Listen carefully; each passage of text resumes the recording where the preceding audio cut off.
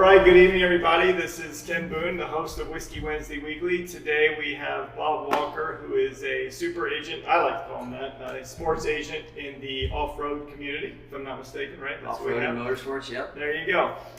So it's Whiskey Wednesday Weekly with Walker. That's what we like to call it. Today we're actually in his house. I apologize for the little bit of backlighting, but at the same time we are, if you see the water below us, we're in his inside pool. Above his indoor pool in his living room. So you've got the back area, and behind Bob is a little jacuzzi off in the corner. So it's pretty neat. It's a pretty neat setting. So saying all that, I just want to kind of take a second to, first of all, thank Bob for joining us. Bob, thanks, Ken. I met Bob probably 6 weeks ago at a private grape picking event that he hosted for his wine, right? Yep.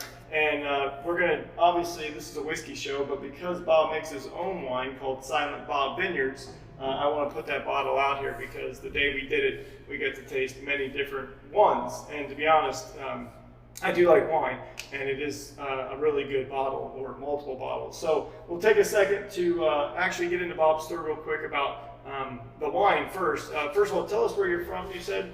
I grew up in Omaha, Nebraska. Okay. And lived there, went to high school there, started my first year of college at University of Nebraska, Omaha. Okay. And then transferred to Arizona State. I had to get out of the cold. Oh, okay. I'd grown up racing motocross as a kid back in Nebraska and traveling the country, and thought I was going to become a professional motocross racer when I graduated high school. And I think God had different plans for me. Okay. I got my career got cut short by a really bad crash I had March of my senior year, and it was a bad concussion. Senior in high school? Yeah, oh, wow. Yeah, and it screwed up my equilibrium. Still to this day, I get sick on motocross tracks when I ride. Wow. So it really screwed me up, and it was I call life a series of crossroads and forks in the road, and right. that was a fork in the road early in my career, and it was like, yeah, I'm not going to be racing professional motocross, and fortunately, my mom had ideas for me that I needed to go to college. Okay. And so I started off at University of Nebraska, Omaha. I had a scholarship there, but I just couldn't stay in Nebraska. Yeah. I couldn't handle it. It's pretty cold. Yeah. Really cold, and I had an opportunity to go to Arizona State, so I jumped at that. And it was a career path I wanted to go into sports broadcasting and journalism. And at the time, Arizona State, actually still to this day, they're one of the top 3 broadcast journalism programs in the country. Really? Yeah, the Walter Cronkite School of Journalism. Now let me ask you, because I'm not from Arizona. I know there's the Tucson, and then there's the Phoenix. Which one's Arizona State? Tempe. Tempe. I'm sorry. We call it Forks Up. I got you. Those are fighting words when So you talk about those guys south of us. Yeah, I know. They're big rivals. So you're the Arizona Devils then. So we're the Sun Devils. Sun Devils. Okay. This is our symbol. The forks up. We put a fork in. We'll be the bear. So all you U of A people out there. So it's U of A. It's U of A and Arizona State. Got it. And it's one of the longest running rivalries in all of college sports. Yeah. I mean, you think about Yale and Harvard and Ohio State and Michigan, Notre Dame, USC, Nebraska, Oklahoma. Right. ASU U of A is longer. No, it's a big deal. I apologize because I'm not used to it, but I knew it's a big deal. And I didn't know anything about it until I moved down there, because I thought Nebraska, Oklahoma was That's the a big one, for I sure. thought that was the it growing up in that. But when I got to Arizona, it's fighting It's unreal, down. yeah. It is total separation in that state. They're unlike anything. It's scrapping, like it's real stuff. Yeah, you know. We have fun with it. I have fun with it in business when I see Tucson people, and we call them Tucson down there, and they make fun of us and our Sparky the Sun Devil, and it's fun. That's it's funny. Fun That's funny. So we'll go back to your story, but I want to taste this wine first of all, and then I'd like to kind of talk to you while we're tasting it a little bit and drinking it between the drinks and shots. We'll move on to whiskey after. Is what made you kind of get into wine, and how long have you been doing it, and why the passion happened. Sure. So let's pour this. Is his Zinfandel 2018, which I believe is a bottle I had. Oh, I'm using the whiskey glass. I apologize. I'll transfer it. We'll do that. I'm just used to the shot. So. I'm actually excited. I'm excited to try this. I haven't had it in the last month. And okay. We bottled this wine, our 18 harvest. We bottled this wine in August of this year. So it's. Oh, that's the one you just bottled? Yeah, this is what we just bottled. So cheers. Cheers. It's good. I do like his wine. I'm not gonna lie. It's really. I'm not even a big fan of Red Zin, but that is so easy to drink. I'm really blown away by it. All right here in San Diego. Yeah. I mean, Escondido. I mean, Escondido. No. I'm glad you brought that up because, like, Escondido, you think a little bit north, Temecula even, but you're in Escondido. It's amazing. It is, and we didn't realize it when we moved here, and never thought we'd make wine. Yeah, I love yeah. drinking wine. Yeah. But I started doing some research after we moved in here. My landscapers, when they were cleaning the property, like, hey, you need to plant grape, you need to plant fruit, you need to plant grapes, you need to plant something. You have incredible soil, okay. your microclimate's great. And here on Jesmond Dean Road, this is like a 4-mile stretch of all California oaks that meander through here. Oh, I didn't know that. Okay. Yeah, these are all California oaks, and Zinfandel thrives, and so does Cab on California oaks. Wow. It pulls the flavor It from the kinda soil from those somehow- California okay. oaks, and there's Nice. a tremendous amount of poison oak through here. And the best Zinfandel grows around poison oak and California oaks. Really? It's just dumb luck. Yeah. Just your property. Dumb seed, luck yeah. for us. And so we planted the grapes, but I started researching Escondido, and there's a book called Wine in California or something like that, and it talks about the history of wine in Escondido. Okay. So before Prohibition, in the 1880s, 1870s, maybe late 1860s, 1870s, into the 1884, 85s, I think Prohibition was 88 here, Okay. something like that. Don't hold me to it, but it's in the book. And Escondido was the largest wine-producing city in the state of California Wow. before Prohibition. Wow. It was all here. This was it, huh? This was it. Yeah. And so now we have over 140 vineyards in San Diego County. Okay. And there's a tremendous amount of her in this Escondido, San Pasqual Valley Sure. area, but 140 vineyards. Temecula is 80. Yeah, I know, it's unreal. There's more vineyards in San Diego County now than there is in Temecula, Riverside County. Jeez. We're the 3rd largest county in the state of California for wine production is right here. Wow. You got Sonoma and Napa, which is one county up there, whatever it's called. Right. And then you have, Central Coast, Right. and then you have San Diego County, Right. which is bigger than Riverside. That's amazing. And so I think it's the best kept secret Yeah. in the alcohol business in the state of California. We got all the microbrews that are Sure. exploding down Which is here. huge, yeah. But the wine is the hidden secret. It is good. And there's really good grapes down here, and there's people producing some very good reds. Yes. And the urban wineries are taking off because of it, but there's a lot of mom and pop vineyards like ours. We're on 2 acres of land, but Right. we're producing 100, 125 cases. Yeah. It was amazing Of to this watch wine. the process, and I'm amazed. I mean, I was honestly like, oh my God, I didn't realize how much that amount of grapes can draw. Neither did we. Neither did we, because we harvested them and we had 2.5 tons, and I'm like, Yeah, that's oh my God, what are we going to do with all of this? Exactly. What are we going to do? right. So we made, Heather and I, in 16, we made all our own wine. So we did it all. Mm. We'd never done it.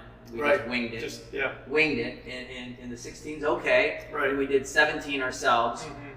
But the 18, we worked with another group called Two Planks Vineyards. Right. Over Which is where we went. that's Correct? where we did the crush. Right. And so they have a full-time winemaker Yep. that we hire, and they really plus up the quality of our wine. Sure. Because now they can manage it full-time every Yeah. day, and make sure it's balanced properly. We can adjust the flavor this way or Yeah, that way. they know we what they're wanna doing do. a little bit more than you and Yeah. Heather, even though you guys learned and did it the hard way. Those guys are the It's pros. like, can I work on a race car? Sure. Yeah. Can I work on it like a mechanic, Yeah. race mechanic, Yeah. and Right, fine exactly. tune it? Yeah, no. That's that's that difference. And I have a high performance mechanic working on our wines now with our input. But what we learned the first 2 years of doing it ourselves, we learned the numbers. Mm. Like, hey, your pH range, Right. your acidity levels, and what does that taste like? Right.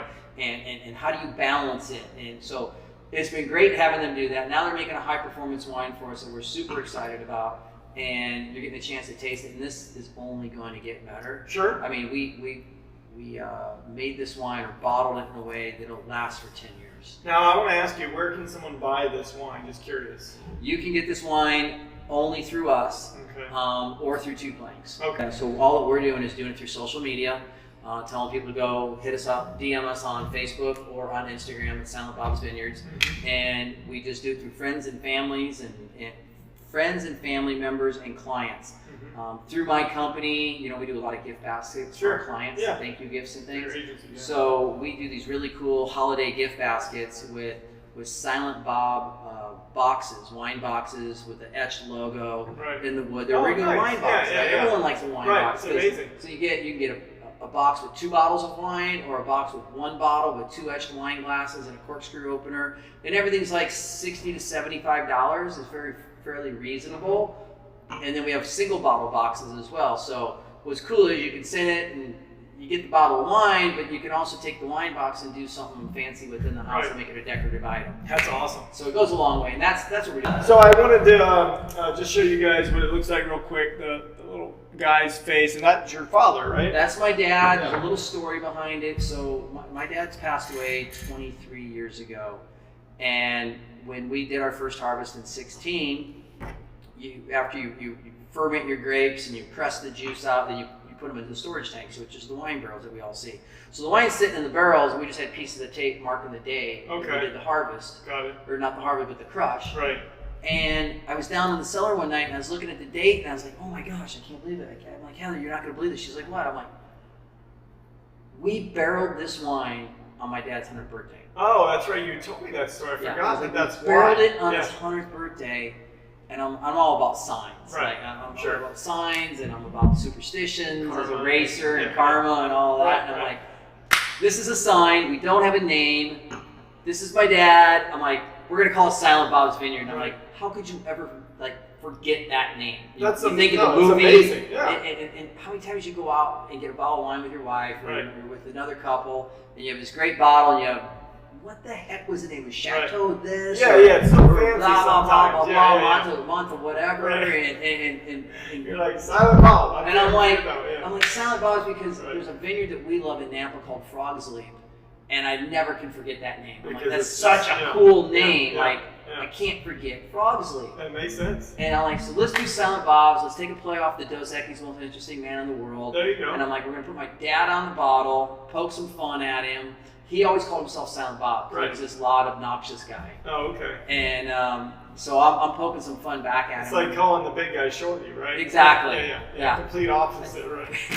Or Baldy. right, exactly. The guy with the fro, they call him Baldy. Exactly. So It's that's classic. that's how we backed into the name. That's super nice. And so Yeah, that's a great story. It really is. And I remember that now that you brought it up, and I just thought it was a cool thing because you talked about the 100th birthday, and obviously anyone can honor their dad. Like, rarely does that happen where you can put a label, that'll Exactly. last forever, even after you're gone. and everyone laughs at it and has Yeah. fun. I have a and- feeling as successful as you are, in about 10 or 15 years, you'll sell this label and it'll be on some store shelves everywhere.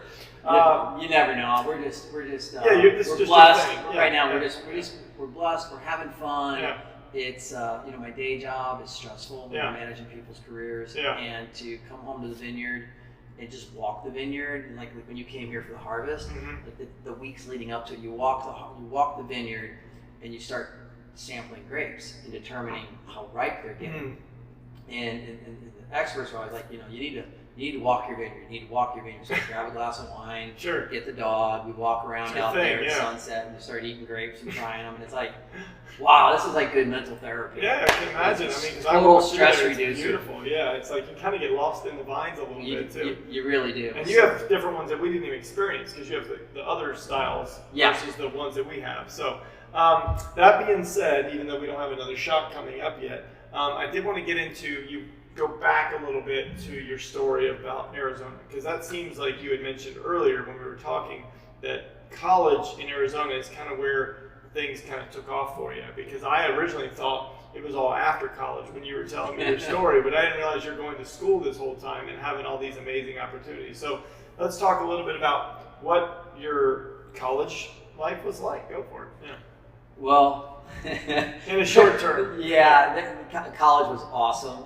Going to Arizona State was, I could still go back. I had so much fun. You were the true, I loved college. Yeah. I love college. I didn't like this. I didn't like the studying part, but I figured that out because I worked once. My first summer in Arizona, my dad was an electrical contractor, and so when I got to Arizona, I got a job as an apprentice electrician, and I worked for a summer down there. And I'll never forget this day because it was in one of those crossroads.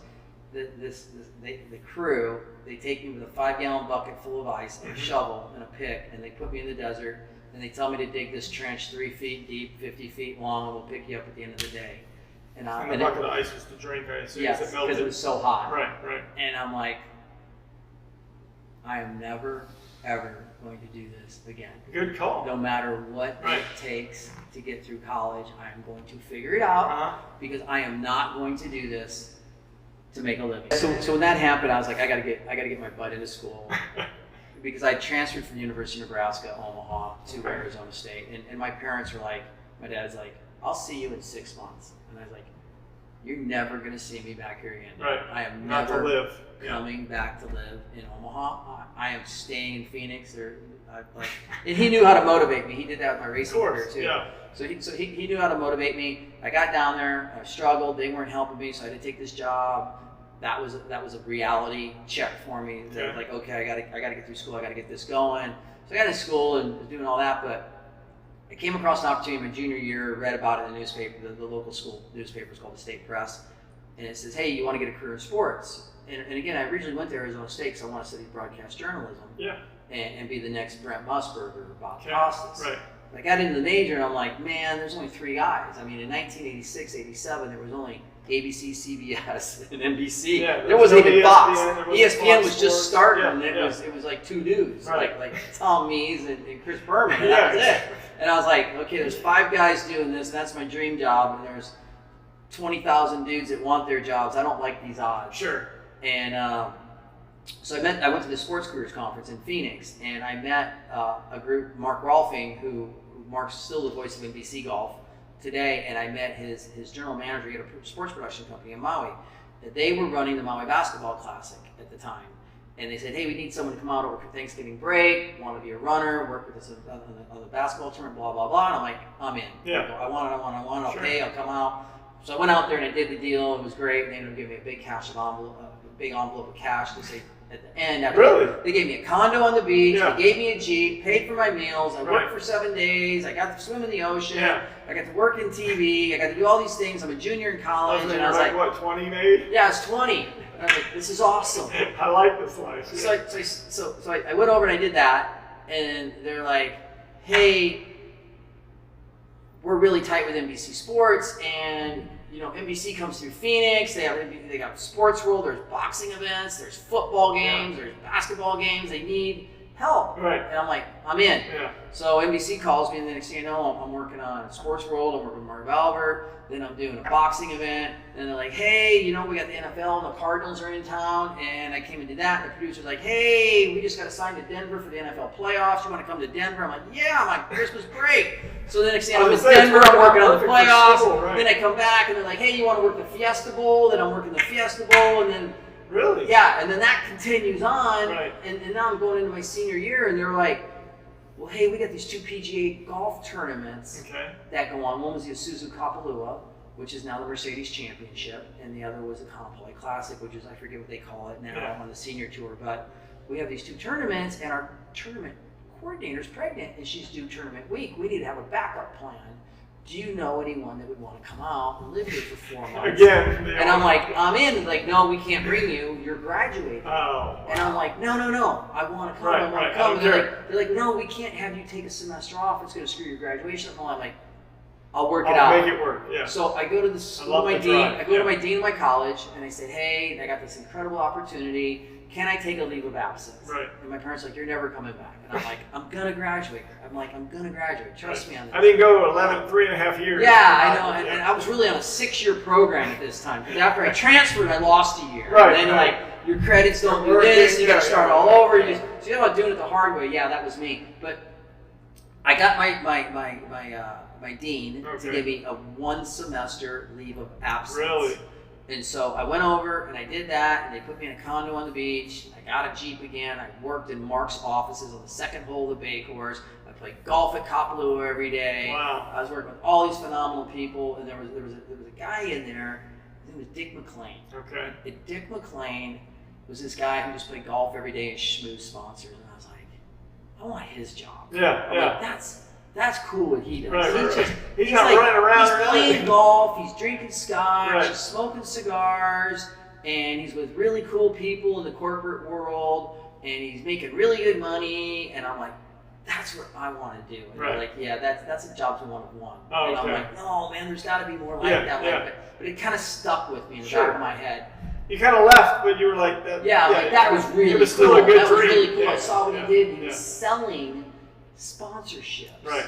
for the golf tournament. The way he sold sponsorships was by playing golf and entertaining people. Right. I'm like, I can do that. Right. I'm like, that's cool. I'm not. Yeah. But he was a former tour player. So Oh, right. He had was, connections. he was a stick. Yeah. He could talk the talk. Right. So anyways, I did that, stayed for the 2 tournaments, came back, I graduated, things were good. Everything worked out. Okay. It worked out, and I had all this network. Had you met your wife yet at the time? I met my wife on spring break Of college. of college, my first year Oh, at Arizona State. okay. I was 19. I was in Rocky Point, Mexico. Okay. I'd never been to Mexico. Okay. And we made it across the border, and that's when they used to shut the border at midnight. Okay. We were like the last group across the border. Okay. And her group was the group in front of us. So they barely made it, and we barely made it. And you go to Rocky Point, which is called Puerto Penasco. Yes. Mm-hmm. But back in the 80s, it was a big spring break location because it was a beach 10 miles long. It did probably have the resorts and stuff. There was the nothing. Yeah, it's just a party Just as beach. far as you could see, sand beach. Got it. In 2 bars. Okay. And it was $100 spring break. You go down, you drive your car on the beach to get stuck in the sand, you put a tent up, Right. you bring 2 or 3 pairs of shorts, cut up t-shirt, a hat and sunglasses and flip-flops, and that's it. Okay. And you can buy a case of Coronas for $7, Yeah. a bag of ice, you get 4 potato burritos for $1 on the beach, Right. some guacamole sauce, Right, some right. shucked oysters, and you just do You that just for lived 4 there days. For 4 days on spring And break. it Yeah. was awesome. Well, when we woke up the next morning after we got there, her and her friends were camping right next to us. Oh, that's awesome. And that's how we met. That's it. One thing Boom. led to Rest another. was history. Yeah. Well, I mean, through the course of college, basically. Yeah, well, we dated on and off Oh, yeah. a lot, So, like yeah, most of 4 us. years, especially if you're a freshman, right? Oh yeah, she wasn't going to Arizona State. She was going to another college called Grand Canyon. Oh, okay. Oh, yeah, Grand Canyon University. Yeah. Yeah, which Jerry Colangelo bought. But she was going there, and I was at Arizona State, so we were the bad boys at ASU, and they were the good Christian girls Yeah, because at Grand Canyon. Yeah, and so that So went much over. for that, right? That went over real well. Awesome. And So yeah, that's how it all started, Yeah. and that's what got the wheels going. And when I graduated, I ended up getting a job in the golf industry because I Okay. had all this golf experience, and Mark Rolfe's name was huge, and Mark helped me a lot. I That's wouldn't be pretty where I'm cool. today if Mark wouldn't have given me that chance.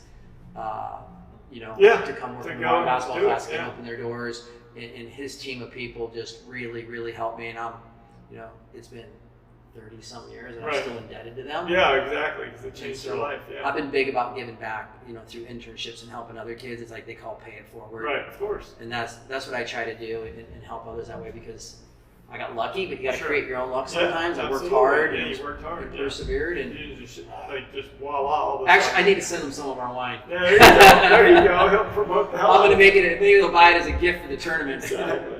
Well, the next, I don't know. So anyway, Bob is an actual Scotch guy, he tells me. So he's big on whiskey, but he likes Scotch. And I'm sure, compared to his Glenfiddich 15, that some of these ones I've got. But I did want to bring this Dewar's Caribbean Smooth because it's rum cask finish. Ooh. So I thought maybe you'd appreciate it. Let's do that. I haven't heard of this. I'm Yeah. excited. But basically, it's soaked in rum casks for 12 years or something like that. So you can have as much as you want, but I just figured I'd give you a 1 ounce taste to try it out. Man, we're going to be And, drunk by the time Yes, this thing that's goes. usually what Stories happens. are For going to sure. be good. We can taste it. We don't have to shoot it. Happy Cheers. Friday, everyone. That's right. It is It's Friday. Friday. Yeah. Wait, it's Whiskey Wednesdays. It gets produced on Wednesdays. Okay. I put it out every Wednesday. Doesn't matter what day of the I week. think you do this on Fridays so we can go sleep it off. Exactly. What do you think? Oh yeah, that is really good because the rum, that rum casket cuts Yeah. the peat moss. Yeah. 'Cause, Scotch Of course. comes through peat Peat moss, and moss usually is it's mainly one. yeah, and it's the peat moss just from the land. And I compare Scotch to wine Right. because wine It's pulls its earthy. flavor so much through the earth, just like Right. Scotch does. Right. And there's no sugars in Scotch. You don't Yeah. get hangovers. Yeah, that I didn't know that. You do not get Yeah, hangovers yeah. with Scotch. I could drink a Awesome. whole bottle of that and not have a hangover. Give me shit face. I have but you wouldn't have a 4 hangover. glasses of vodka and I'm like, death to me. That's hilarious because it's so true that the vodka it can be pretty dangerous. There's so much sugar in it. Yes, that's funny. Even though vodka's supposed to be good for you. Guys, this is good. It is good. It Silent is Bob good. recommends. Well, I do want to talk a little bit about the next phase of your life. So talk to me about the next phase on what made you go, you know what though, even though that was awesome and fun, I don't want to do sports broadcasting, and how did you convert to the next decision? Yeah, so I realized that I don't want to work in the TV production truck, because I had a chance to do those NBC sports events to see what it's like in those trucks, and these producers, you know, they're smoking cigars and cigarettes nonstop, drinking. The lifestyle was like your life expectancy gets diminished tremendously, and the stress.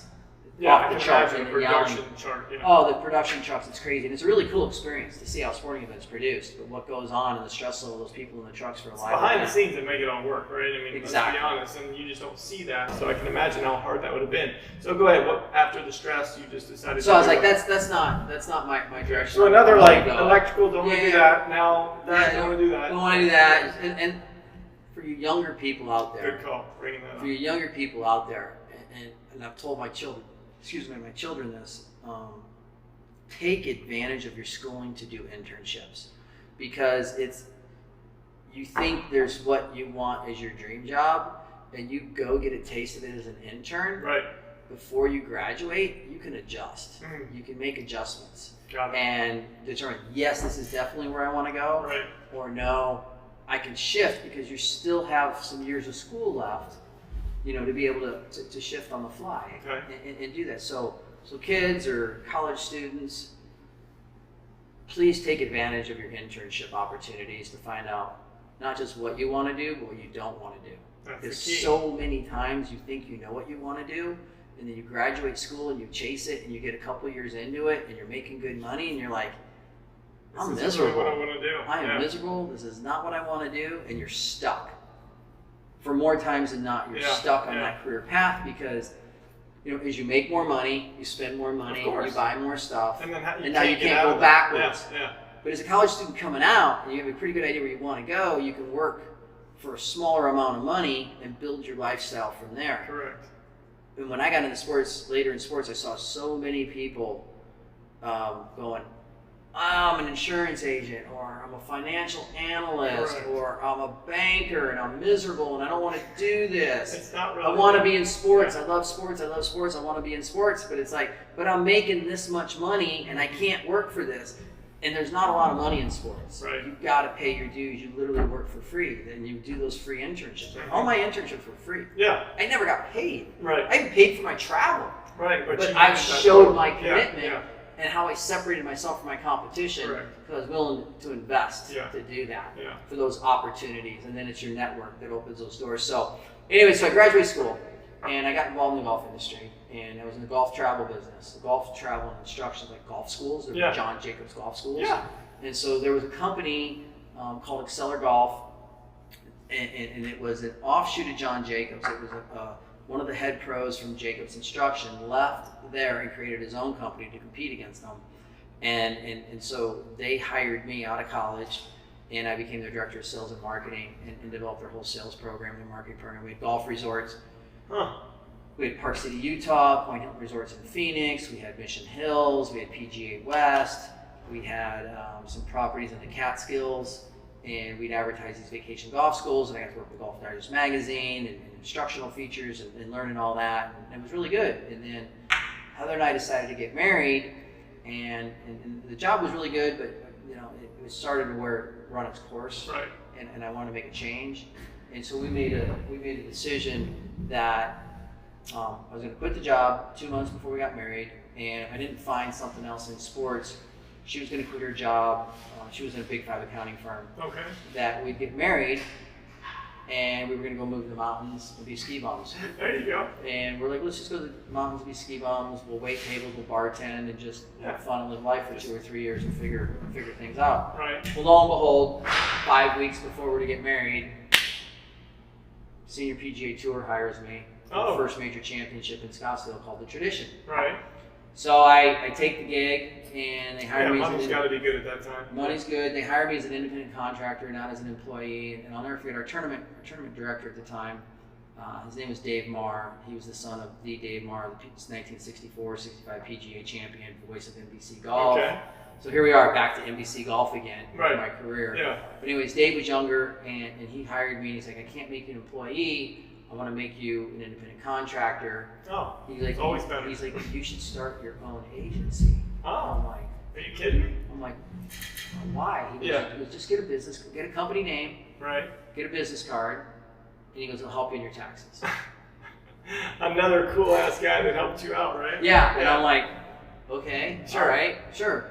And so I do that, and they hire me as director of operations that year. Okay. I do all the operations for the tournament. So as I'm doing the operations, I'm like, hey, those generator towers, if I gave the guys 2 rounds of golf, they'll compass the towers. Right. And those shuttles that we need, if we give them a couple rounds of golf and some tickets, they'll Right. compass those. Right. And if we do this over here. So next thing you know, I'm like, You're networking. Yeah. You're I'm like doing all, and yeah. he's like, you're saving Bob, us money. He said, Yeah. Bob, you saved us $500,000. Right. No one's ever done that before. And I'm Right. like, really? I'm It's like, not that hard. I'm like, that was easy. And next thing you know, I got the Phoenix Suns are like, the VP of marketing, like, hey, I want to play here. The basketball team. Yeah, not the VP of marketing of the basketball No, team. but I mean the Phoenix Suns, the basketball team Yeah. in general. Yeah, and then I had You're the like Phoenix crushing. Coyotes, the Yeah. Arizona Diamondbacks. I had all of So them. you're still all in Arizona. Yeah, and making a so- name for yourself. So for again, sure. this tournament, this was the Augusta of the Senior Oh yeah. Tour. This I know was the the tournaments, yeah. tournament. Yeah. And it was the week before Augusta, and it was at Desert Mountain. And Desert Mountain is one of the most exclusive private golf communities in the entire West Coast. 7 Jack Nicklaus private golf courses on an 8,000 acre development. That's unreal. And I got to have an office there. Yeah. And I'm 26. Yeah. And okay, I'm like, good to know you're I'm 26. 26 at this time. Okay. Right. And he's like, the next year when they renegotiate my contract, he goes, I don't want you to be in operations anymore. I'm like, dude, I loved it. That was awesome. I got to do all this. And then he's like, I'm telling you, you're going to be really good at sales. Yeah. Because you're going to be really good at sales. And I'm like, okay, so what does that mean? Right. He's like, well, I don't want you to do operations anymore. I want you to do sales. You're going to sell sponsorships for us. And I'm going to still pay you the same amount, but you're going to get a commission on everything you sell as well. Way to go. And he's like, there's no cap. You can earn whatever. So I was like, all right. So David was a member at Shinnecock Country Club in Wingfoot in New York. And so he's like, I want you to start calling all the CEOs and CMOs of Phoenix and invite them out to play golf at the club. And so I just had a Rolodex. I mean, we had a Rolodex of all who the decision makers were. And I just started calling people like, hey, this is Bob with the Senior PGA Tour. How'd you like to go play golf at Desert Mountain? Right. Well, Desert Mountain at the time, in 1993, it was a $250,000 membership fee. Oh, geez. 93. In 93. That's ridiculous, yeah. So you just couldn't get on them unless you elite status. Yeah. So if someone calls you and you're a CEO of a company, you get invited to play Desert Mountain, you're probably not going to pass it up. Sure. You're like, I have no idea who this kid is that's calling me. But what's the catch? And I'm like, come on up, play golf, want to talk to you, show you around, have lunch, have some drinks, let's play golf, tell you what we got going on up here. Maybe it'll work with your marketing plan next year. Right. And I just did that. I play golf 3-4 times a week. Yeah. All summer Doing long. what that Just guy doing- did, right? doing that. Now you're And that I was guy. like, I was doing what that guy did. I was doing what Dickie McLean did. I'm like, Right. I saw him do that, and it was resonating, and I'm like, aha. This is actually how, This is how it worked. Yeah, And I saw him do it. I'm like, okay, I can do this. So I just had no fear. Like, I had a nugget or a bullet in my pistol that was a golden bullet. And it's like, you offer that to people to come play, no strings attached. And, you get 1 out of 10, it hits, and it worked. It was magic in a bottle, and not only did it allow me to get these guys to come up and see the tournament, not the tournament, the property, to talk about the tournament, I was now able to build my personal Rolodex with people to tell them who I was and what I did. And then people started coming back to me saying, hey, we want to go to the Tucson Open. We want to go to Augusta. We want to go to the Super Bowl. Can you get us tickets? Can you get us They golf? started using you as like that connection. Yeah. And I was like, well, hell, I got my own agency. I'm an independent contractor. I'm not an employee. I'm a seasonal employee. I can do whatever I want.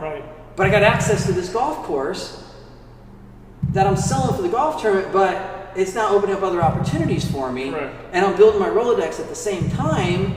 And so we did that for a couple of years. Next thing you know, I sold our presenting sponsor, I sold our host sponsor. I had 48 corporate clients. Wow. Personally, I was managing for that tournament. By the time I was 28. That's awesome. And in 1996, I think I was 28, 29, The company I had hired to do our on-site transportation shuttles got hired by the Olympic Games, ACOG, Atlanta Committee of Olympic Games. Got it. The owner of the company calls me and says, "Hey Bob, we're the transportation company for the Olympics. We're doing all these transportation logistics for them around the Olympics. They're shuttling people, blah blah blah." He's like, "We were in a meeting and they asked us if we knew anyone that knows temporary tenant structures. Anyone has work with them and transportation detail and all that." And I'm Okay. like, and they're like, "We told them about you." Right. Because they'd worked with me when I was doing operations a couple years before that. Oh, right. So you thought operations, that's where the... And they're like, comes "Bob's in. really Yeah, good. yeah. He works in the PGA Tour. It's the first major, blah, blah, blah. We know him. We have a great working relationship with him." And so I'm like, they're like, "Would you like to go to Atlanta and work on the Olympics?" And I'm Right. like, "Well, when do I go?" "The tournament's over in April, beginning of April. The Olympics are in August." And they're like, "Well, they need someone like by May 1. And I'm like, "Perfect." Yeah. I'm like, I could go to Atlanta and work from May 1 to September 1 because our season really starts about late September, beginning of October, Sure. and runs through. That's our push time. Right. And I'm like, "Well, this is a nice, Yeah. it fits in Kind the of box. offshoot, yeah. It fits in the box for me." And so I got hired by the '96 Olympics. Nice. I got hired by ACOG, Atlanta Committee of Olympic Games, but they were required by ACOP, Atlanta Committee of Olympic Properties, and Properties managed all the sponsors. Coca-Cola, Kodak, Xerox, IBM, Right. so on, Budweiser, Sure. and all that. And so they had a sponsor village next to Centennial Park that was owned and operated by Olympic Properties. Olympic Games ran Centennial Park. And so Olympic Games hired me to manage a COPS, Olympic Properties, hospitality tents. Okay. And so with that, I had the logistics for all the hospitality tents downtown and all of Centennial Olympic Park. Wow. I ran all the logistics, all the Yeah, vehicle the whole detail, thing. Yeah, all that stuff that has the everything. who's in, who's out, the whole thing. Yeah, yeah. Insane. Unreal. Yeah, Insane. That must have been the hardest 4 or 5 months of your life, right there. It really was. Yeah. And I'm young at the time, Yeah. but literally I was 4 hours of sleep. Sure. Maybe 5 on a It's good like you night. might have been over your head, but you weren't going to let anyone know that because you had a job to do, and that's going to set you up for the rest. You know, But you got to believe in yourself. Yeah, of course. If you believe in Yeah. fake it till you make it. Exactly. That's what I mean. You're like, I don't give a damn. I'm just going to I'm pretend all like I'm in. supposed to be here, and I know what I'm I'm all doing. in. I know. Yeah. I know what I've been trained, Right. and I've been trained by, fortunately for me, another great individual that helped me with my career, just teaching me. And he was hard on me, but he's a good old timer, former past president Sure. of PGA of America. He taught me how to run a golf tournament the right way, Got it. the absolute right way. Right. Which you has a run lot it of like logistics as a well. lot of logistics, the hospitality, how we do Mm-hmm. things, how everything's done versus a regular tournament versus a major. Yeah. I learned all that. I became very OCD Sure. on things, and that carried over and helped me Wow. when I got down there to Atlanta. What we're going to do now is we're going to do the Glenfiddich 15 before we get into the meat and potatoes of Bob's story. And the meat and potatoes, I mean his current agency and all the stuff. Well, not his current, but how he even started with that. Yeah. So, does this need to breathe or is it already breathed? Oh, it's good to go, man. Nectar of the gods. Huh. It's pretty easy, for Mhm. sure. Like, I don't get any. There's no peat. You won't taste the peat moss. The Yeah. 15 Glenfiddich That is insane. I'm telling you, it is the best value for Scotch on the market right now. What's funny is it's only the 80. I mean, it's only 80% or Yes. 80 proof, which is good because usually these other ones they always throw the extreme alcohol. And you to don't it. need It's to like- get schnockered No, off, that's what off I the mean. shop. Like, it's good. Yeah, I mean, it's like Man, that's I like- can drink a couple glasses of this every night, which Mhm. I don't, but I could. It's okay. I'm gonna sound like a Glenfiddich spokesman here. Yeah, you do. Fans, I'm like gonna go on record. Right. They don't market this bottle, the 15. The 12 is good, but the 15 is special. Right. And it is very similar to the Macallan 18. The Uh-huh. Macallan 18 is about $3.50 a bottle, $3.30, And what's this one? 60. Really? Yes. But you're saying it's like, hey, you know what? For that value, you can get the same good flavor. Yeah, and believe me, you can't match Macallan 18. Of course. You But just you're just saying can't for people match that it. aren't going to buy a 3 This is a very good value for a, Right. it It's a tastes good like everyday. a super premium Scotch. Yeah. And so, you hear me talk about Macallan 18. Yeah. I got to go back to my roots.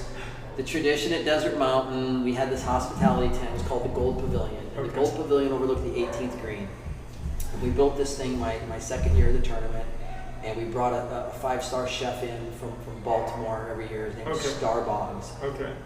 And Star made the absolute greatest crab cakes ever. And he was family friends From with the Maryland, Mars. so yeah, crab cakes are the And bomb. so we had lobster bars and shrimp bars and oyster bars and all of that. You're making me hungry, Bob. And the owner of the tournament was Macallan 18. So we'd have to okay. get cases of Macallan 18 for him. Right.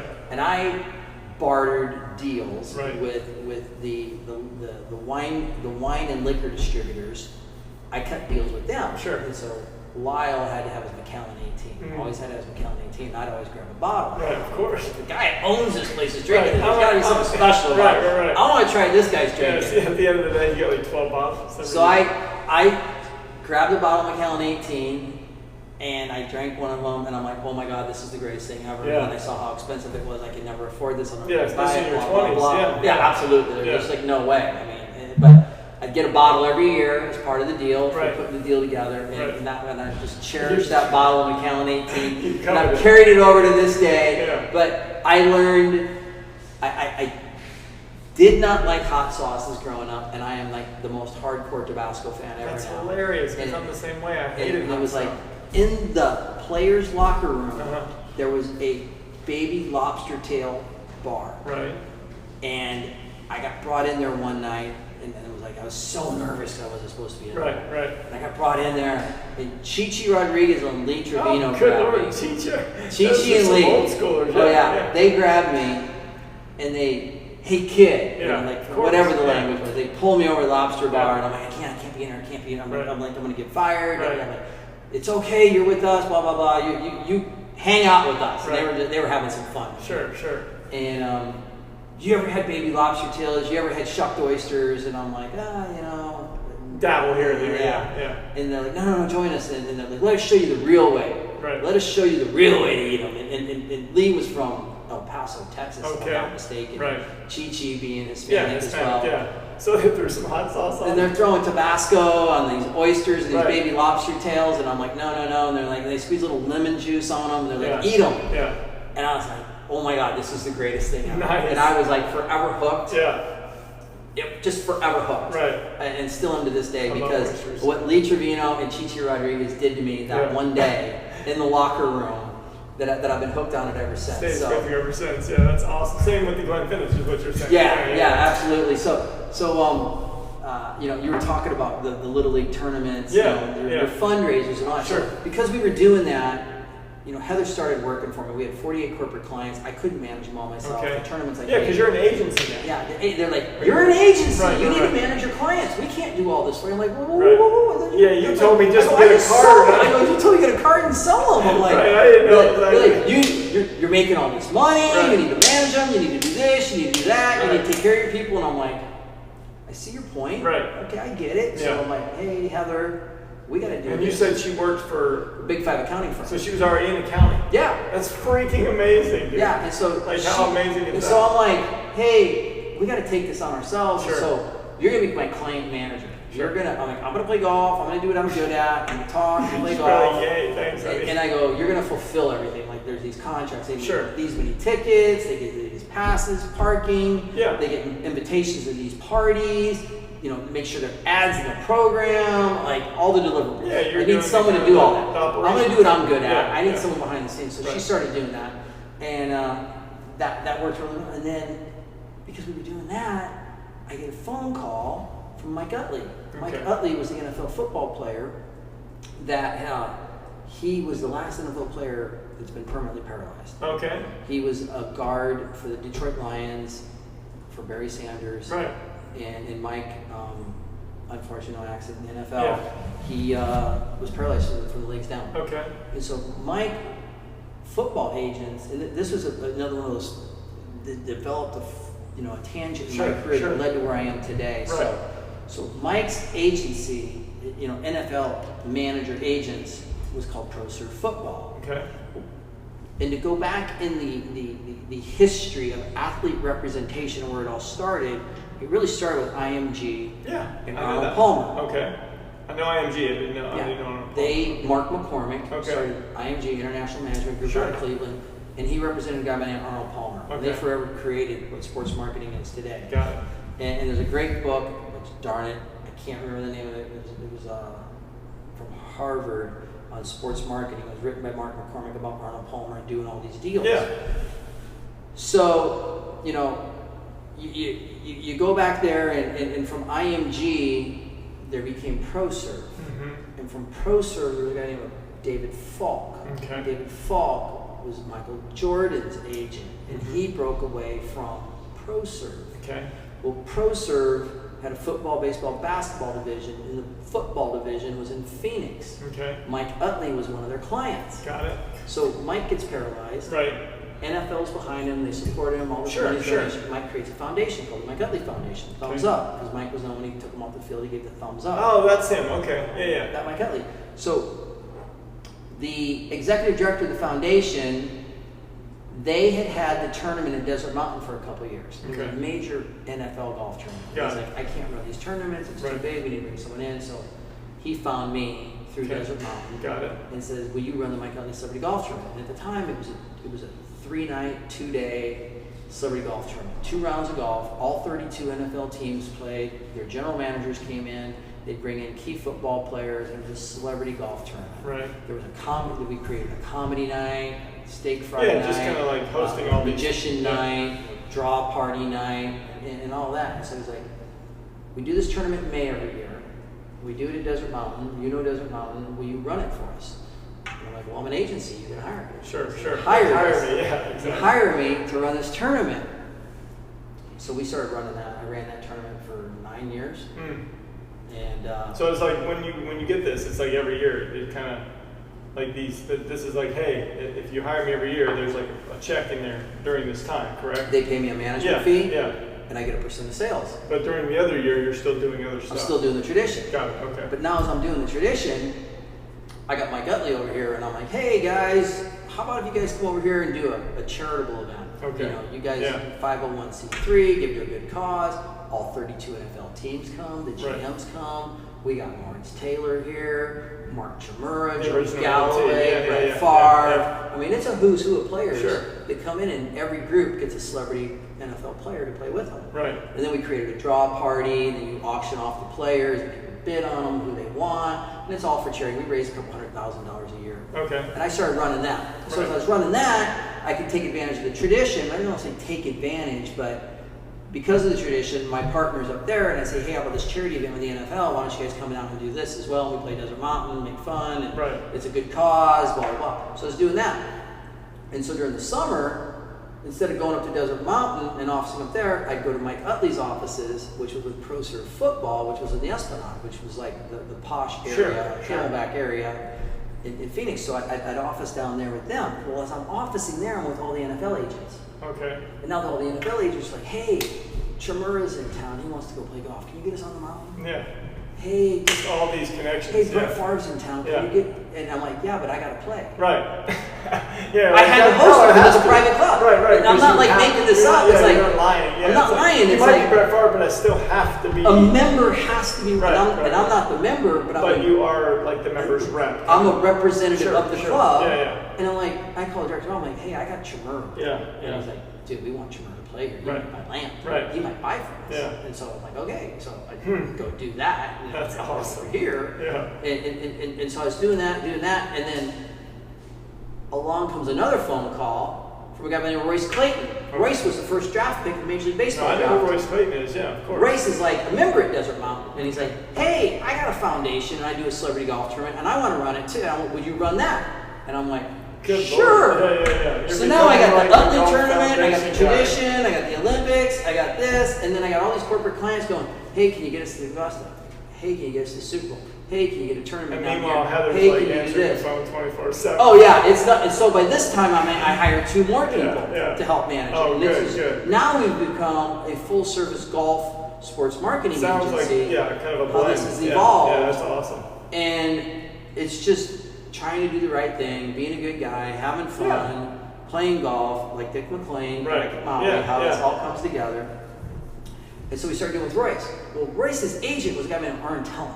Okay. Arn is like the man in athlete management. He Okay. had a baseball and basketball. He had Frank Thomas in the day, all the top basketball players. He had a guy by the name of Kobe Bryant. You might have heard of? I don't know who he is. And so with Royce's tournament, I had a executive committee that helped put the tournament on with us. And Arn sat on the executive committee. Okay. Well, Arn, being as busy as he was not going to come from LA to Phoenix at monthly meetings. Sure. And all that. He's like, I have a friend from law school at Michigan who works on Kobe's work for me. Okay.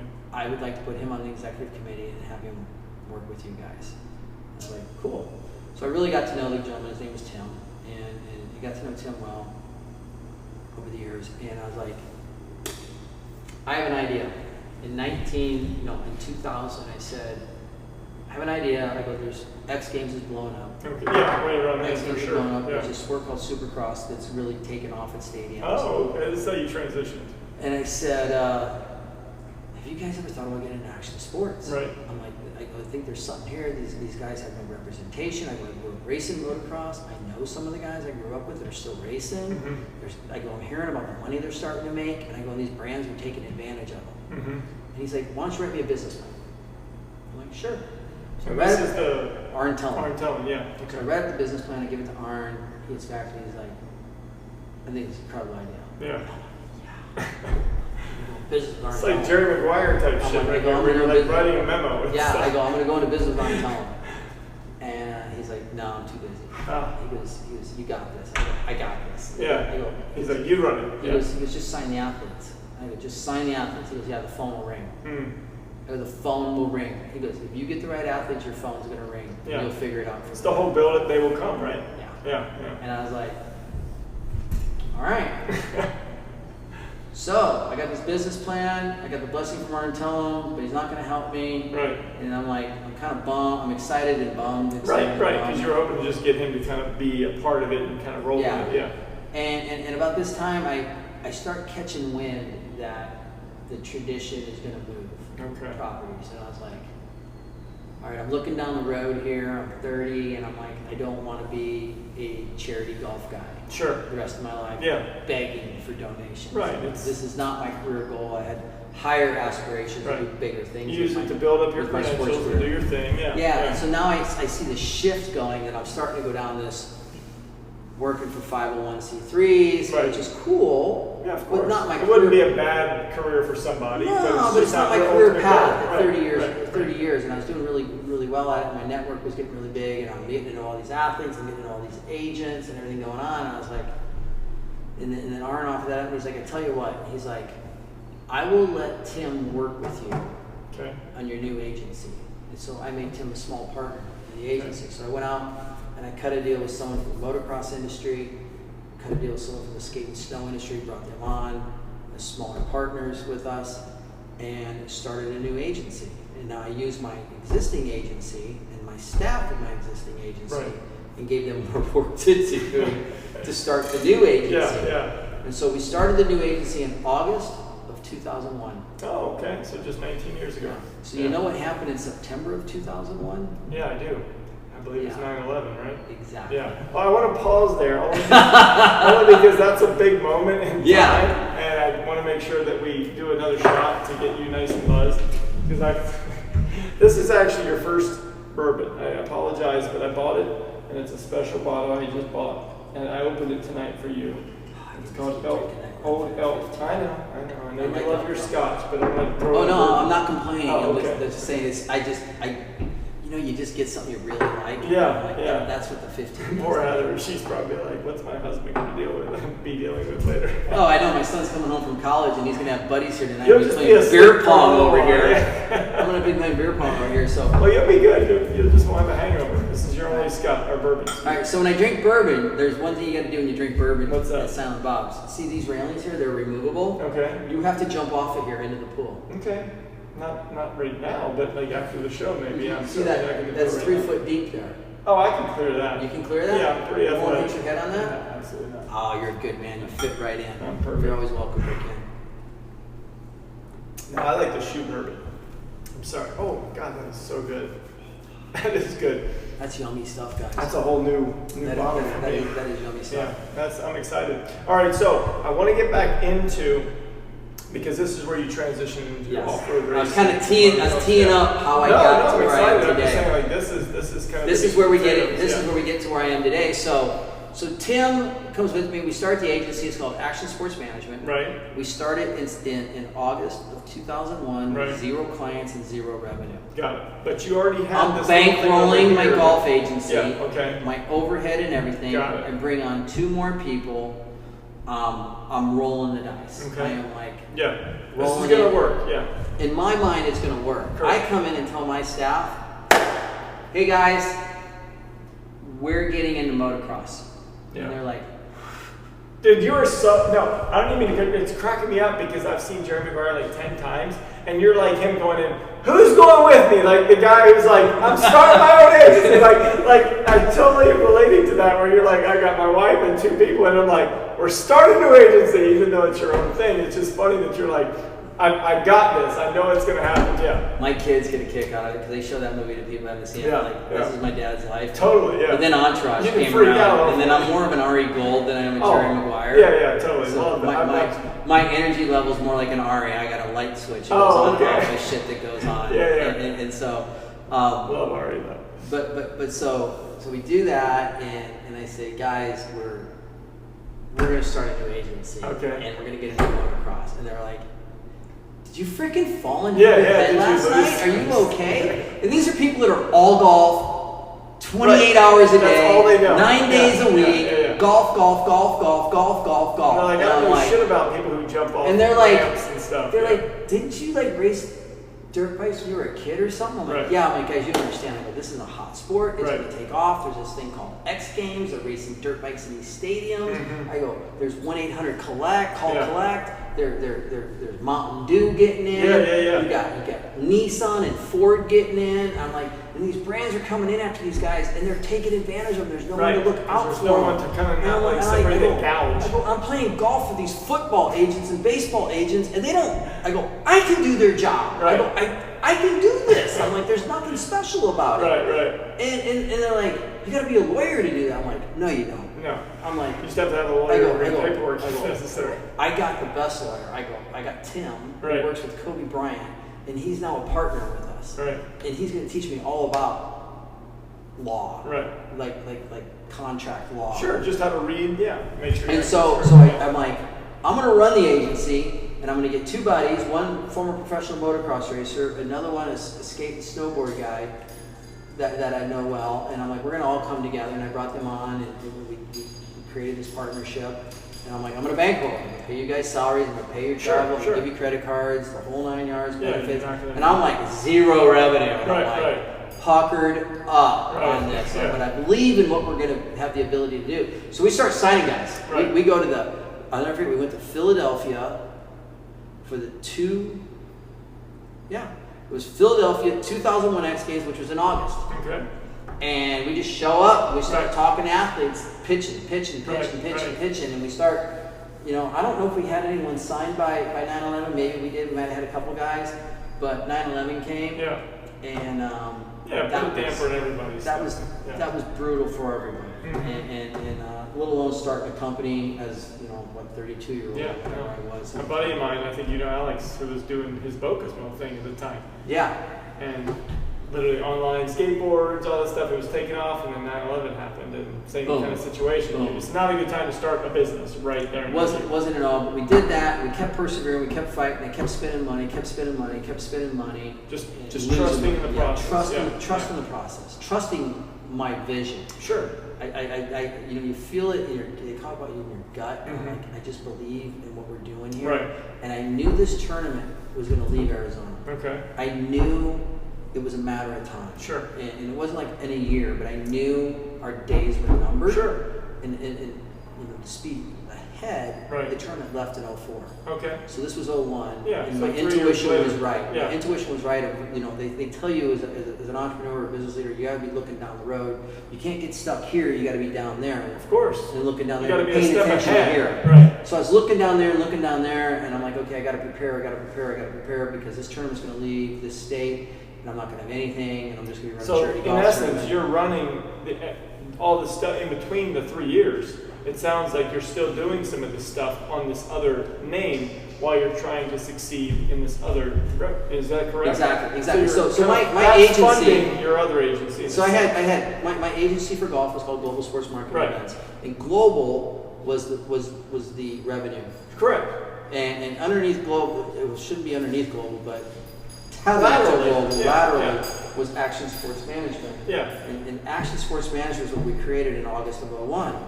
And so we kept signing athletes, Sure. and doing our thing. We went to the X Games in '02, January of '02, Okay. and Which would be the winner. winner. Okay. And in January of '02, the X Games determined the final spot of the U.S. snowboard team Correct. for halfpipe. Right. And there was a young kid from Golden, Colorado named J.J. Thomas. Okay. JJ had created a new trick the weeks leading up to X Games called the 540 twist, Okay. which now is Yeah. nothing. Nothing. Yeah. Doing an yeah. ollie. Yeah. It's just like Tony Hawk and his McTwist and all that Yeah. stuff. I mean, all that stuff is. So JJ had a drop-in 540 McTwist, which revolutionized the sport that year. Correct. He went out and won the gold at X, Mm-hmm. beat this kid from Encinitas called Sean White. Exactly. I was He was going to say 14. Sean's got to be in there at some point. Yeah. The Olympic team gives JJ the final at large bid for the U.S. Olympic team, Okay. which was in 2 weeks. Right. And JJ didn't have representation. He leans over to the guy that's working with me on the snowboard side and says, I just got the final bid For the Olympics. for the Olympics. Right. I need help. Mhm. Can you guys help me? My partner's like, yeah, we're managing 2 Olympic sponsors. Nice. So because of my golf Sure, stuff, sure. I had, I had 2 companies Yeah. That laterally moved to that from retained golf that to retained us and said, "Will you manage our Olympic our Olympic hospitality?" dollars. Yeah. So we had US West, Sure. which was an Olympic sponsor, Okay. and we were helping manage their ticket program and their entertainment program. And then I had another sponsor from the tournament, GlaxoSmithKline, Okay. that had retained us, and we rented a house and chefs, Right. and their tickets, and we Okay. were managing the whole thing. We'd already had a house bought up there. When I say bought, rented for the month Sure, sure. to manage. I had employees up there. Right. And then he's like, "We're set. We're Right, dialed in. We're right. already managing 2 Olympic partners." Yeah. He's like, "Boom, sign with us Monday." So Nice. he signs with us. We announce we have him. Well, we go up to the Olympics, and we made history Huh. because the United States, that was coming off the '98 games in which the snowboarding team Correct. won some Summer medals. was but 96, it was 98 was scru- winter. 98 was scrutinized because they got caught smoking weed. Okay. So the snowboarders were known as a bunch of pot smokers. Right, of And course. put a Asterisk black for a asterisk second, next to whatever. the Yeah, US yeah, Olympic. yeah, yeah. So we had that going against us, and so we go up there, and Ross Powers, Danny Cass, JJ Thomas. JJ was who signed with us. They sweep the podium, Oh, gold, nice. silver, bronze. Wow. First time in 54 years, Wow. the United States sweeps the podium in the Winter Olympics. 30. So, literally in seconds, Mhm. our life has forever Changed. Wow. That's freaking Forever awesome. been changed. Yeah. Take a page from Art and tell them, get the right guys, the phone will ring. Yeah. Boy, did the phone ring. Right. After that, It was boom. bananas. Bananas Yeah. that these guys what went on and the deals that we started putting together. When I started Connections and I was writing the business plan for it, it's like, let's build an action sports agency that we can sell in 3 to 5 years. Okay. So I was coming to California for a meeting or something. I was at a gas station in Yuma, Arizona, and the phone rings. Huh. And it's Casey Wasserman. Okay. And Casey at the time, I think, was like 28. Right. And he had inherited an exorbitant amount of wealth Okay. when his grandfather passed away. Right. And he owned the LA Avengers at the time, Mhm. the Arena Football League team. And he was aspiring to build out a very large sports agency Right. network of representation. And he says, so I'm so-and-so, blah, blah, blah. Yeah. I want to buy you. Oh, he did. He wanted to buy you. I want to buy you. Okay. And I was like, yeah, I know who you are. Yeah, I was gonna say He's I like- even know who he is, and he's I'm not like- even in the industry. Yeah. He's like, can you be in LA next week? Okay. I'm like, yeah, done. Yeah. And so we started the process. It was, negotiated for over a year, maybe 2 years, I think is what it took. But as we were negotiating that, I still had Global with the Tradition, the Royce Clayton, the Mike Yeah, Conley, yeah, you had all these. doing all those deals. Right. I had the Action Sports division going in a separate agency. Split my time between the two, same offices, support staff, etc. What was he trying to buy? The sports agency? He or- wanted all of ASM, Oh, okay. Action Sports Fan. Okay. What was interesting is I don't think they knew or realized I had another agency. Correct. They were only that was focused in on the golf ASM. world. Right, That was right. in the golf world. Right. So they never inquired, touched, That's discussed awesome. Yeah. anything about Global, which I'm grateful for. Yeah. So it took a couple years to work the deal out, and so lo and behold, in 2004, the Tradition's like, we're out. Peter Jacobson bought us. We're moving into Portland, Oregon. Okay. Finally. 2004, Yeah. my deal's almost done with Casey. We solidified it in 2005. No, 2004, we finished the deal. Right. Literally, I finished the deal with Casey, and the Tradition goes Yeah, away. that's perfect, man. And it was like- you were definitely, yeah. And I'm not some genius or anything. No, it was just it's a lot luck. of timing. Yeah, It's yeah, luck. yeah. How the stars can align on certain things. So he bought us then. So I'm like, I'm doing my thing. Things are good. I've done a bunch of deals. Right. And now, but I just lost this boss that you get certain people in your career Yeah. that are like fun to work for. Sure. That you learn from. They're kind of like mentors. Right. So I was bummed but excited at the same time. Yeah, 'cause but you I can't be didn't. mad at But I it. didn't get a replacement. So I was kind of like just Oh, kind of floating around in hyperspace. You were your own boss, though. I was my yeah. own boss, Right. and I was used to doing that. Yeah. I was like needing someone to stoke my fire, Right. and I was like, I hit my numbers, Mhm. travel wherever I want. Right. I got an expense account because my numbers were so good. I was like, these are good. And my own business, do my own thing, and I went to a motorsports summit, the Sports Business Journal Motorsports Summit in New York that December, and it's funny how things work in our lives, but there's another guy he was at Miller Brewing, and he had run sports marketing at Miller Brewing, and I had Okay. pitched him for years and Right, years and right. years, but he used to live in Phoenix, Right. and he was into music, not just sports, but he was into music, so he was my concert hookup Oh, okay. in Phoenix. So he'd always hook us, Heather and I, up for the concerts that we Okay. wanted to see. And we became really good friends, although we never did a deal. Right. To this day, Still never did the deal. we've never done a deal That's with awesome. this guy. Yeah, yeah, And we've done collectively. yeah. Sure. Yeah, yeah. You But work I- together, just not necessarily, yeah. If he ever hears this, he's going to get a good chuckle out of it. Yeah. But he's like, hey,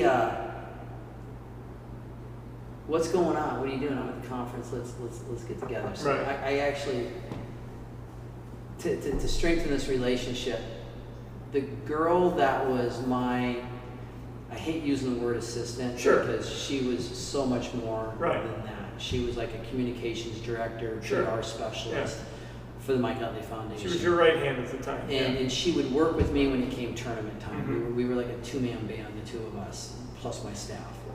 So she had gone through divorce, and Steve was like, hey, what's going on? And I was talking to Heather, and he's like, hey, you got any friends? Because he had broken up with his chick, and I was like, I don't know, let me think about it. And Heather had overheard me on the speakerphone. She's like, why don't you get Jamie together with him? And Jamie had worked with me at the foundation. Okay.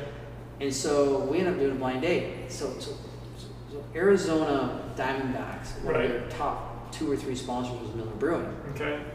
And so Steve negotiated that deal with the Diamondbacks. And Okay. he's like, well, let's go to a game. Right. So you all four blind All dated 4 at of a us game? blind date, and we That's go a- to a Diamondbacks game. Yeah, yeah, yeah. These two ended up getting married. Oh my gosh, that's awesome. They ended up getting married. Yeah, that's amazing. So I got dirt on Steve. Yeah, yeah, but you at the same Steve, time. I'm joking. you at the We're same- buds. you at I'm the joking same if you time hear this, but- you had success, and then you also Exactly. introduced 2 great people. Yeah. And so we introduce them, they get married, Right. all that. He's then leaves Miller Brewing, gets hired by Omnicom to create a sports division for a subgroup called Radiate, and he's our Okay. president of sports. And he's like, hey, you gonna be in New York? I'm like, yeah, I'm gonna be. He goes, let's get together for coffee before the conference, catch up. He's like, well, what are you doing? I'm like, I'm doing this, I'm doing that. I go, Phelps left, he went to NASCAR, he's doing this. Right. He's like, yeah, and he goes, well, what are your plans? I'm like, I'm just doing my thing. And he's like, we're thinking about buying a new agency. He's like, Omnicom wants to get into action sports. He goes, instead of buying an agency, we thought we'd start from the ground up. And he goes, I'm tasked to figure this out. He's like, there's no one I can think of more than you. Right. He's like, so, he goes, are you happy where you're at? I'm not happy, I go, but I'm not motivated. Right. They haven't replaced my boss or anything. I need to fire stoked. He's like, I think you should talk to our chairman, Gary Reynolds. He owns GMR, which is the largest experiential marketing agency in North America. Okay. And they have a sports group, and he's like, we want to build this out. And I'm like, I'm all ears. I'm all ears. And I said, I have gone to, my WMG, my employer, and I was an employee at will at the time. And I was like, I'm not looking to leave. I'm really happy. Right. Like, things are good. But, this is an opportunity. So I went out, did a conference call, listened to him, told him where I was at, what we wanted to do, and it was like within 30 days we figured it all out. Wow. And I turned in my resignation and took a job with Omnicom to create a new agency called Connection Sports and Entertainment. Okay. So they hired me away from Wasserman, and it was a good, clean break. Right. And no animosity or anything Sure. like that. We're still boys with Right. everyone over there. Yeah. It was just another career opportunity for me. But what Omnicom brought to the table as the largest media holding company for the 10 largest ad agencies in the world was the ability to go into the biggest brands, the biggest ad agencies, and pitch action sports and motocross and off-road. And kind of change that dynamic. Forever change that dynamic and bring these big deals to the table. That's awesome. So we figured that deal out in a little over 30 days, and we created Connections. And when we created Connections, I got a board position within the organization. I was in senior management. I had a real say in everything going on. Right. And I got to work with all the senior management of the organization. And it was a game changer for me. Right. An absolute game changer. It opened up so many doors in corporate America. Amazing. And through that, you can imagine the management training programs and things like that that they had it's called Omnicom University. And Omnicom University is they handpick out of their 275 agencies 50 CEOs to go into this executive management training program at Harvard. Wow. It's an 8-day program. Okay. So I got to go into that after, it wasn't from the get-go, but after I earned my stripes. They put me in the management training program, which was just phenomenal. That's education. Awesome. Yeah. And then you do an undergrad, you do an undergrad, a grad, and a postgrad 3 years in a row. Oh, wow. And it is. It's intense, I'm sure, too. Very intense. Yeah. Imagine you go to class from 8 in the morning to 10 at night. Right. With Harvard MBA professors, and it's all case studies on agency stuff. Okay. So it's like getting an MBA in ad agency business. Okay. And I got to do that for 3 years. Wow. It was an incredible experience. Yeah. It was tough. Yeah, I mean, the amount of time they yeah. demand and breaking the case studies down and reading these case studies. At the same time, it was educational. Yeah, of course. Because it was so relevant right. to what you're doing right. in your real world. Yeah. And what other people have dealt with in management and personalities and yeah. staffing and budgets and P&Ls yeah. and finding new business and all that. And it was so relevant. But it was a think tank of the top 50 CEOs from Omnicom around the world. Right. So I'm in these sessions, and it's like CEO from this agency in India, right. Singapore, Malaysia, right. Milan, Tokyo, yeah, all the big ones. New yeah. York, yeah. California, wow. Canada, right. France, Switzerland, Portugal. Right. And my network was just boom. Yeah, yeah. Blew up with these yeah. people. Imagine being in a classroom, and when you get to that level of education in school, it's all case studies. Of course. It's all group work. Yeah, yeah. It's all group work. Oh, I know, because I went back to school just 2 years ago, and you get to meet. You're in this like group, and then you meet people, that you're like, whoa, you're a stock, like a successful stockbroker, and he wants to get into hotel management now at like 45 years old. Exactly. But yet he's like, oh, I'll take care of your portfolio for like nothing because you met him in school. You know what I'm saying? Like you guys all have this. I can go anywhere in the world literally right Right. now and call someone up. It's like dialed in. Do you remember? Yeah, exactly. It's so cool. Yeah, It's I love that. rad. It's rad. It's like, weird how when you get older that kind of happens, right? we did a vacation to Italy last summer, and when we went over to Italy, my guy really became really good friends with Danielle. And he's like, "You come to Italy, you're on my turf, you're my guest." Yeah. And it was like the best of the best Right, restaurants right. in Rome. The best of the best in Milan. Right. It was like red carpet treatment. Right. You just like make a phone call. Yeah. And I do the same for him when he's in Yeah, our it's not country. something you would do like every day because he's like, look, I know, you're only going to be here so often, but when you come, he's going to take care of you 100%. Yeah. That's awesome. It's so cool. That's so so cool. cool. So it was like, we've touched on a lot of stuff Yeah. during this conversation, going through all this, but Yeah. it really comes back to your network. Right. Relationships. It's your personal relationships, Yeah. it's your network, and there's so much value to it. Unless you're going to become a doctor, Sure. it's your network. Right. It determines everything Mhm. because the opportunities that came to me were because of my network. Right. It wasn't on LinkedIn. It's who you It knew. wasn't Yeah. what that. It was like, and yeah, LinkedIn and social media and that stuff didn't Didn't exist then. Yeah. But you could have a network today on your social media or your LinkedIn or whatever. Right. But it's like who you know, Right. who you've worked with, what Exactly. you've done, Yeah. your name, Mhm. your ethics, your integrity is what opens the doors. Sure. So we have one more shot to do, or one more drink per se, as Bob looks at. This is Scotch Monkey Shoulder. You haven't heard of that yet? Yes. Oh, okay. I So don't it's know a if I've Scotch. drank it or not. It's really good. And then we're going to get It's into all Bob's really good. last 15 minutes of, I guess, his ultimate, like where he went, I guess, after that, like where you ended up going. Because I assume you weren't an employee all these years. You ended up doing your own thing, right? Yeah. Well, when Wasserman bought us, I became an employee. Right. They moved us out here. But then when this other gentleman moved you out here, and then you ended up going with this Yeah, so I went to communications Omnicom and, Right. and created Connections. Connections. Sports You were still an employee at Connections. I was an employee. But a board director or a board member. Well, I was an employee, but the Sure. umbrella company, Right. I was in senior management there. I was Right. president of Connections, but I was also in senior management of the holding company. During those years within the holding company, they owned 26 agencies. Oh, okay. I was one of 26 agencies. Got it. Okay. So, 09 comes along. Right. Market 11 years tanks. ago. Yeah, that was a bad time too. Really implodes. Right. Badly. We went from 26 down to 6. Okay. I survived. Okay. I became part of the 6. A year or two later, we're down to 4. Okay. I'm Still one part of the four. I'm one of Okay. the 4. They're now making moves to make it down to 1 or 2. Okay. And I'm But you're like- not there anymore. Oh, you're saying still that's, there. That's what the movie. That's Yeah, what and you I'm were like, present time. Okay. and I'm like, Got it. I was like, guys, I can't go to that group. I can go to this group. Right. The guy that runs, the president of this group, was a former client. Okay. Back to relationships. Right. Former client. They're in Olympic sports. Mhm. Like snowboarding's an Olympic sport. There's some things there. They were big in golf. I'm like, okay, there's more synergies.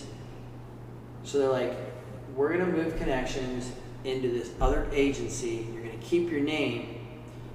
And I'm like, well, I'm not gonna do that unless I get a board position. Mhm. So they put me on the board for that other company, and they're the largest Olympic hospitality company in the world. Okay. So they moved me into there, and we start reporting to San Francisco and doing everything. And they were so deep in Olympics and World Cup, and we were so deep in action sports. It was like oil and water. It Oh. just, although we had good relationships, Right. they were so, inundated and involved in World Cup and Olympics, and we were so inundated and involved in motocross and supercross Right. and action sports. Right. We never cross-pollinated as we had envisioned it. Okay. And so it just wasn't working for Right, us. right. And I was like, 13 was coming. It was like, I think it was the fall of 12. Yeah, I think it was the fall of 12. And I said to our CFO over a couple drinks, I was like, why don't you guys just sell me the agency back? Oh yeah. I was like, I'm so small in comparison to the ad agencies that are Correct. doing hundreds, if not billions of dollars in business. Right. And I go, we're a niche. Right. And I go, we need to do things like this. Right. And being a part of a very large publicly traded company, you know, which at the time was a $30 billion market cap. Right. And I'm a small action sports agency, and like anytime I wanted to acquire something, Yeah, you have to go all the way to the freaking top. the plans that I had to write, the research I had to provide. By the time I did all that, sent it, did the meetings, did the validation, get the blessing to move on, my competition Yeah, right. They were done. Right. Yeah, they already had someone signed. And I'm like, I need to move now. I need to make my own decisions if I'm going to be successful. I got to be able to pull it, because there would be other times we'd have activations or marketing plans. They're like, you need to charge more. You need X% margin. Right. And I was like, if I own the company myself, I could work for a smaller margin. Yeah. Because I'm not trying to provide a margin for, you know, the investors as a publicly traded company. Yeah. Get it, respect it, Right. understand it. But Sure. as a small shop, Right. I could take a flyer on something if I want to, because I know if I take that flyer on, I can build it into something bigger. Correct. But as a publicly traded company, that just doesn't work. No, your margins. It's not part. They need you to be at 20% or 12% or 4%, whatever. Yeah. It needed to be 20 They needed plus. a big, If yeah. not 30. Yeah, I know. It's And like, as a how small is that gonna shop, happen? Yeah. my competition's like, we can do it at 10. Yeah, exactly. Because you. And I'm like, if I get it at 10, 10's great. Right. It's a small shop. Right. But I got all this corporate overhead Yeah. of shared services Right. that I'm having to cover. And you have to sell the value of being a bigger agency when you're thinking, you know what, I can just be one-on-one. Again, back to that Jerry Maguire moment, right? Where you're like, it's one-on-one relationships with the people versus we're going to just make you global and selling all this amazing stuff. I mean, I sell too. I'm in sales, so I get the whole concept. It's just on a different scale. Exactly. But anyway, so then you went for the last, you said that was 2012, 2013. 2012, 2013, I said, why don't you guys sell it to me? Let me take it back private. Right. So they worked that deal out for me to take the agency back private. They took very good care of me. It was a very smooth transition. I'm very grateful for what they did for me and how they worked the deal out. It was good for both sides. Right. And when we did it, we were able to structure it in such a way that I could maintain my relationship with them. So Okay. if I had an opportunity, like a big opportunity, Right. and I needed the manpower, I could pick up the phone, I could call them, I could bring their teams in, they could do the back nice. end, or they could do more, we could share in the fees, Right. figure that all out. They were willing to work on that. I was helping them, they were helping me. Nice. They would come across action sports opportunities. They would needed intel, they needed research, Sure. they needed an athlete for a deal, They would. and they would call me and hire me, and we'd do the deal. Nice. and Yeah, help because you them. could make money internally now. And then yeah. I would still go back 2-3 times a year, Right. make my rounds to all the agencies, do my dog and pony shows, say hello to everyone, this is what's going on. Like I was still part of the family, Right. but I wasn't You part of the weren't family. the family. So it was like Yeah. the best of both Yeah, worlds. it's amazing. Again, relationships Mhm. gave me the ability to do that. I feel fortunate and lucky. I had great leadership that believed in me and saw that and appreciated the relationship and Right. knew I wasn't going to take advantage of it. Right. And at the same time, I wanted to help them because if I helped them, it would open more doors Sure. for me. So we still maintain that relationship. My chairman, we still talk every month That's cool. and compare ideas and things Yeah. and collaborate. It's all about collaboration Right. in what we do. And no egos Right. involved. There's so many egos in our world today. Oh, I can imagine, dude. I mean, I know what it is now. Let We alone people help that are- each other. There's sometimes I give them ideas and stuff, and they run with it, and they make a lot of money off it. There's other times they give me ideas and things, and I run with it. Right. But we're all kind of helping each other, which Yeah. is cool, and you don't see that a lot today. So that happened in 13. So I brought the agency back. I took it private. So the Running last it 7 myself. years you've been doing it. It's all. It's been, I own it. Heather and I own it. Sure, yeah. We have a very small staff of great people. Right. That all have entrepreneurial spirits. We all work independently. Since I've worked at the biggest of the big, Right. I've done the biggest of the big deals. I've done all that. And when you're younger, Right. you want to accomplish You great wanna get things. all that. Yeah, you want to yeah, do yeah. it all. Yeah, You want to yeah. conquer the world. And now that I'm older, and I'm like, I've done that, I've done that, I've done that, Right. I've done that, I've done that. I'm like, yeah, there's some things to prove. Sure. But I realized it's not about the big stuff. Right. It's about quality of life. Right. It's about your family. It's about having fun. Mm-hmm. Because if you're not having fun, Right. it's just not worth it Right. anymore. And so if you're doing all that, the money usually takes care of Right. itself. I think they say like you're not working a day in your life if you love what you do, Exactly. right? Like you can't call it work. And it just sounds like that's kind of where you're at, in a point where, you guys obviously have a job to do, but you really can't call it work because you finally got to that point where you love what you do. Mm-hmm. And it's a little simpler, right? It's like you got obviously some drama, you got some things. Oh, there's always drama. Yeah, Don't get me just before wrong. we started this call, he's like on the phone, like working out phone calls and flight schedules and stuff for his clients. I mean, that's what you do. Yeah. But at the same time, like, you must love it, right? Like, that's the whole thing. Like, it's kind of like that quality of life you're talking about. So at the same time, I guess ultimately, what is it that you, to wrap it up, what are you doing now? Like, who are you don't have to give me names, but like, are you truly just 100% action sports still to this day, off-road racing? Yeah, we have, I think it's 10 clients. Oh, okay. 10 or 11 clients we have now. We have Supercross, motocross, freestyle motocross, NASCAR, Okay. off-road, off-road truck racing, Yeah. and then the weird one, which is really cool, Right. is Sand Beach Volleyball. Oh, We really? have a Sand Beach Volleyball. Oh, okay. His name's Tri Bourne. Okay. Tri's like really rad, man. He comes from Hawaii. Yeah. He played indoor volleyball at USC. Okay. Went on the AVP tour, and he approached me through a photographer that we had worked with, a very dear friend of ours. And he's like, "Look, I've interviewed Octagon, I've interviewed IMG, Right. I've interviewed all the big houses," and he's like, "I just want a lifestyle person that's Right. different." Huh. And I'm like, I know Sand Beach Volleyball. Sure. I don't know anyone in it. Right, I think it's right. super cool. Yeah. I go to the 96 games, I was on the court. Right. Because there's this thing called the bomb went off, Yeah. and I couldn't work for a week. Right. So Heather and I got to go to, because of my credentials, Right. I could go to the floor for any event of the Olympics. Right. So we went to USA Boxing, That's we went to awesome. we went to the Dream Team game and stood behind the bench of Barkley, Jordan, Yeah. Bird. That was the year that like U.S. just dominated. Yeah, Right. and we were like right there with them. Yeah. And I wasn't working. I had nothing to do, but I had credentials that gave me full access Right, yeah, everywhere. you were the guy, so we yeah. were going to all these great events. You know, you got to understand all that, yeah. and checking that stuff out. That's super fun. So today you're still running everything, right? You're still doing a daily job. You're still working your dream. Yep. Correct? Okay. Yep. And I guess I just want to make sure that you're kind of at where you're at, right? Yeah, I mean, You're making wine. You're making being wine. an agent. Yeah. You and Heather are happy in running Escondido? Austin Sports Bar Yeah. KFC. Our sons, we have two great sons. Do they work with you? No, I've encouraged them like forever. Okay. Like, guys, do not follow in my I footsteps. gotcha. This Okay. is a really, really tough industry, Seriously. and I've been really lucky Right. to get to where I'm at. Gotcha. It's cutthroat. Okay. Not with our athletes, but the people out there. There's so much jealousy Yeah. and animosity out there in this, and I'm like, there's so many other great things that you guys can do with your careers. Right.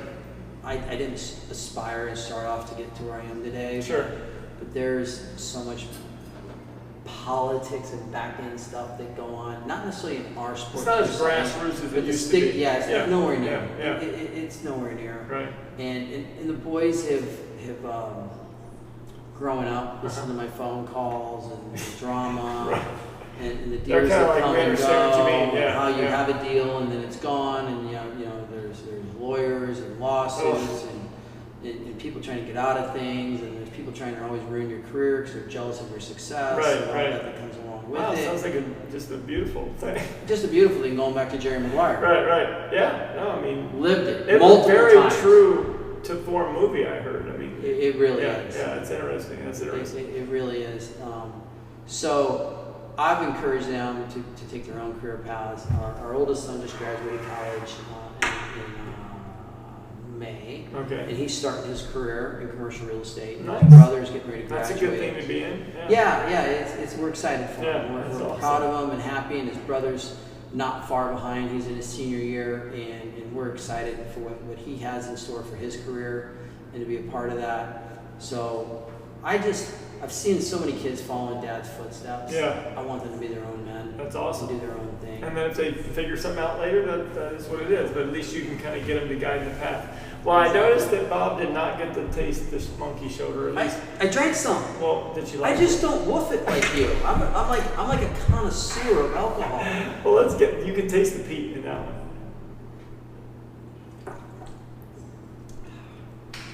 I do. I taste more peat than Dewar's. Oh, really? Yes.